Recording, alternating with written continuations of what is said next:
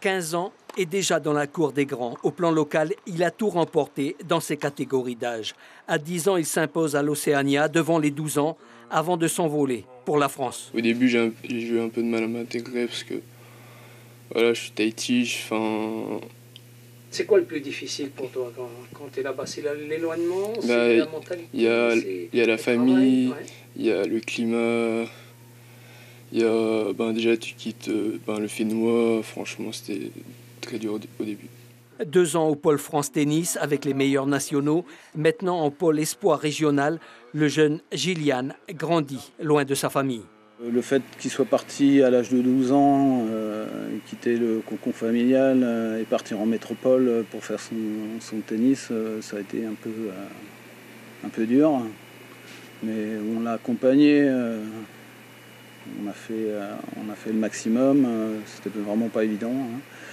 Aujourd'hui, ça fait 4 ans qu'il est parti, on essaie de le voir assez souvent. C'est pas évident, financièrement c'est beaucoup de sacrifices. Son adversaire du jour, l'un des meilleurs de Polynésie, est également son ancien entraîneur.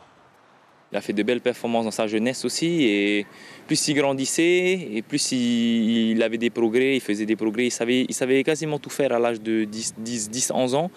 Donc à ce moment-là, avec ses parents, on a dit qu'il y avait un gros potentiel. 15 jours au Fénois pour refaire le plein avec sa famille et décrocher la sélection pour les Jeux du Pacifique. Ouais, pour moi, représenter la Polynésie, Tahiti, c'est une grande fierté et j'espère faire partie de la sélection. Sur les cours, depuis l'âge de 5 ans, le jeune espoir est désormais classé dans le top 60 du World Tennis Junior. Il vise le bac en sport-études avant une université américaine pour poursuivre son ascension. L'information en continu sur Polynésie la première, Internet et réseaux sociaux.